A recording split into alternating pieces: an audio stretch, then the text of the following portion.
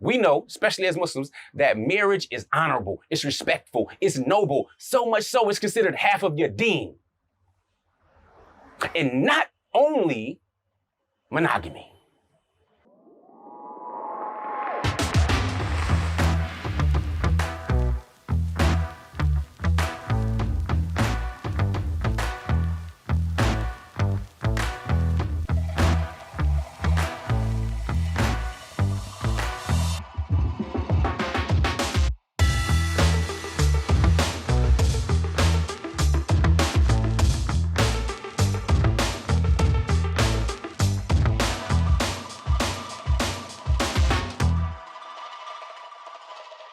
Assalamu alaikum, peace. Coach Nazir, one of the co-founders of Outstanding Personal Relationships and co-author of Let's Talk Polygyny Uncensored. Well, I came across something, right?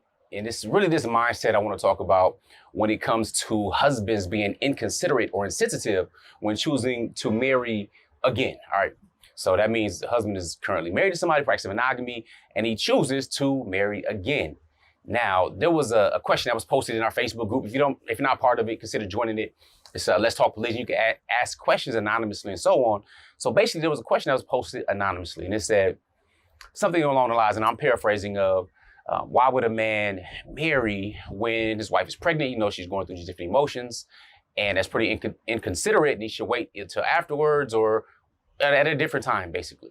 So the sister was asking brothers to chime in. So, you know, a couple of brothers chimed in and said, you know, it is inconsiderate. Brothers shouldn't really do that. Others are like saying, listen, you know, a man has needs and everything as well. And I also chimed in too. Just from my experience with different individuals, I didn't do it. I didn't get married again while my wife was pregnant at all. However, there's some other things to consider. One, something being inconsiderate or appearing or choosing, or someone choosing to feel that something's inconsiderate or insensitive is really their choice. All right, because actually a young lady chimed in. She was like, I would have loved to have a sister wife while I was pregnant because she looked at it from a different lens. She said, you know, she could help with the other children. She could help me during my time, everything. We could be partners. Okay, so not everyone feels it's inconsiderate or insensitive to marry again, man or woman. Now, here's a challenge. When we put our feelings about us first and above all, then we take something because in that same question was the statement that said that there's no sunnah, and this is for Muslims who understand what sunnah is. A sunnah should not be oppressive. So basically, she was equating a brother marrying during her pregnancy to being insensitive, inconsiderate, which would equate to being oppression. And of course, Islam explicitly prohibits oppression, no matter what. Now, that would mean that marrying again while a woman is pregnant would be haram, a sin, all right, something that is prohibited. With that being said, something being inconsiderate or even insensitive, if that was actually the case, does not by itself make it haram or forbidden. That's very important to understand. We can't put our feelings above and start making rules about what is prohibited, what is not prohibited, especially in Islam. We can't do that, no matter how we feel about something. So with that being said, let me let you know a little bit about from the brother side. One is that we don't own anyone. Nobody is our property, even our children. We don't. All right. So my wives, yes, they are my wives, but I don't own them. I'm their husband. They don't own me. We all have our own agency. Now, here's the other part is we have power. So like I shared with you, the one sister thought that it was insensitive and inconsiderate and felt it was oppressive, all right, especially with the emotions and all the stuff that actually does go on during pregnancy. I agree to a certain extent. However, another one was like, I would have loved to have that, you know, to have a sister wife and everything else. The challenge is not when the husband chooses to marry someone else, whether or not someone is pregnant. It can actually be inconsiderate and insensitive depending upon how he goes about it. No disagreement there, but that doesn't make it prohibited. Okay? That must be understood. However, there's the flip side. Is the problem actually getting married during pregnancy? Because the other part goes here. Well, that's been used as a manipulation tactic by a lot of sisters.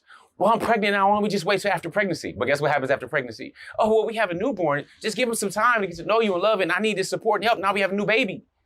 Well, you know, wait till he's done being weaned or she's being weaned and everything, and then we'll go. And then she's pregnant again. And that cycle continues for quite some time.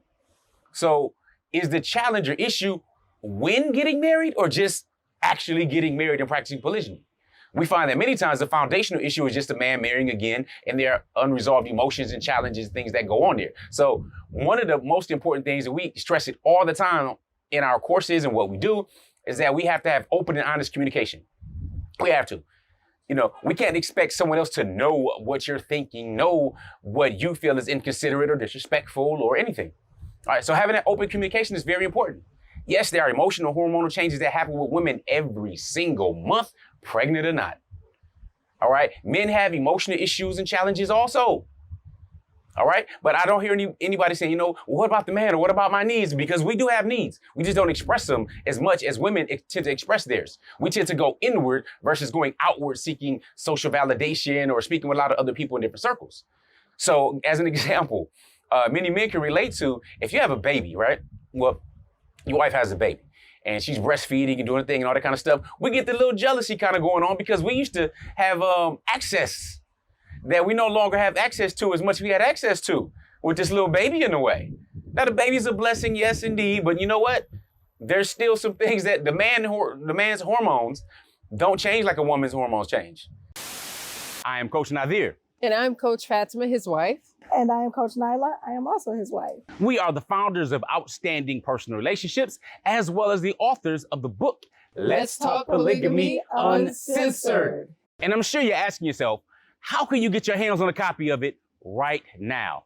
The great part is we're about to share that with you. But first, let me tell you about why you need to at least get your hands on one or maybe more copies, depending on where you are in your polygynous journey.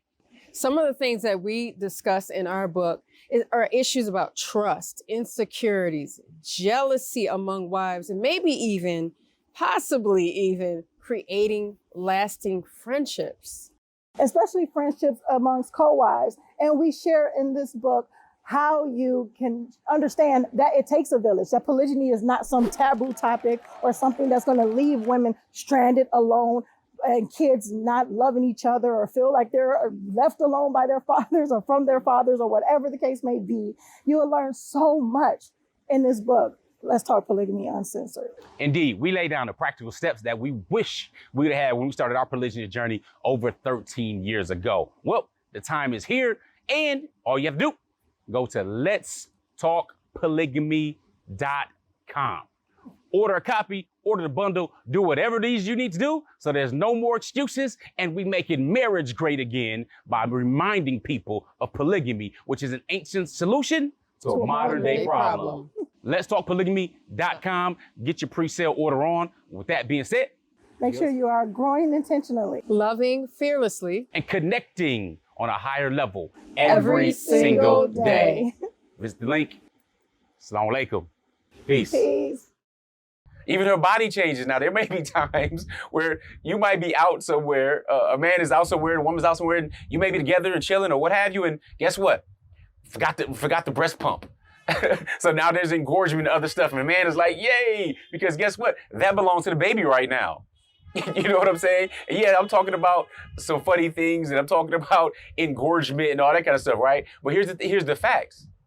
When it comes to marrying again, it doesn't have much to do with what they're lacking or if you're sick, anything. Now, he could marry someone else that might be a doula, might be a midwife, a CNA, a registered nurse, a doctor, somebody willing to help. So then the question is, are you willing to allow them to help, to make it easier for you? Because that crushes any type of assumptions that now this is inconsiderate.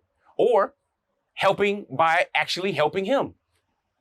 So now being pregnant, again, pregnant is not a sickness, it's not a disease, it's a wonderful thing. And thankfully, somebody got excited, two people, heterosexuals, quite some time ago, well, a few decades ago, if you're watching this video right here, they got pretty excited. And guess what?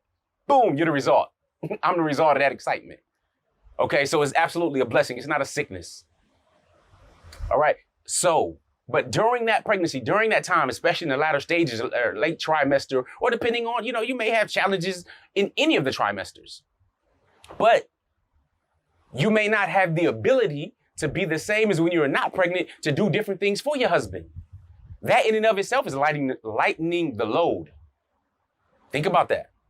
Now, when it comes to other emotional maturity, that's our responsibility. It's our responsibility as husbands to also be considerate of your wife's feelings, to make sure you're not just being inconsiderate or insensitive by saying, this is the way it's going to be, blah, blah, blah. There's a way to say it. There's a way to go about it. There's a way to do it. And we talk about that with best practices. But just simply engaging in the act of marrying again, which I'm telling you, we know, especially as Muslims, that marriage is honorable, it's respectful, it's noble, so much so it's considered half of your deen. And not only monogamy. So don't disrespect, don't downplay marriage or polygyny. You marry a second, a third, or a fourth time.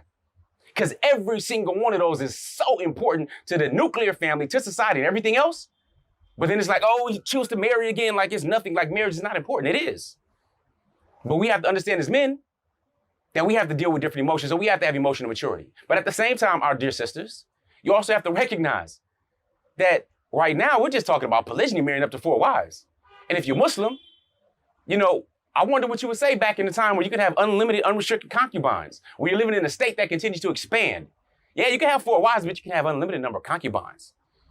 All right, men are not like the women. We are different. We're built different. It's important to understand. But having open, honest communication is open for us all to engage in. So speak with your husband, speak with your wife. Get an understanding before you get pregnant or during, pregnancy, whatever it may be. All right, whatever your plans are, whatever you would like or what you would appreciate, have that understanding. Don't expect the other party to just know without you expressing it what you want or what you desire.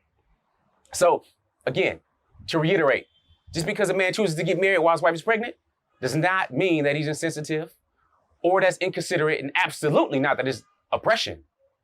Not at all. No.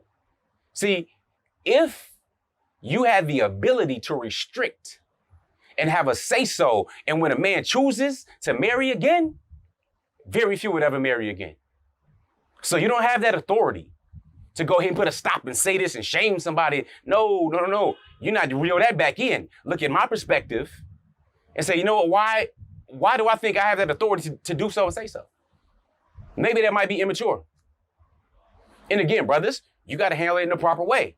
Is that the best thing for you? Personally, I wouldn't choose to do that while there's a pregnancy unless there was some extraordinary circumstances.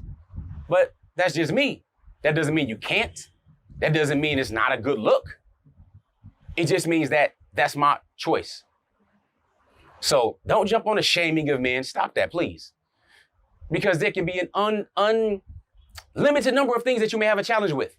Oh, well, it's married. Oh, the baby is here. Or I'm not feeling good. Or I'm overweight at this time. Or I don't like this. Any number of excuses you would use to try to manipulate and stop a man from getting married again. And the issue is not the circumstances that surround it. The issue is actually that you have a problem with him marrying again. So open up those doors of communication. Speak to each other. Find out what your core values are. And again, if you want coaching or counseling, reach out to my wives and I. Our information is right on our website. You can email us if you want those details or choose to invest in a course. All right, one of the best courses we have is the 5-day Successful Marriage Challenge, Queen's Edition as well as King's Edition. All right, get better. There's no limit on that, and there's nobody stopping you from growth except yourself. So choose better. Choose that GOC. So grow intentionally, love fearlessly, and connect on a higher level every single day. I'm signing out. It's Coach Nazir. I help people get their shit together. Assalamu alaikum. Peace.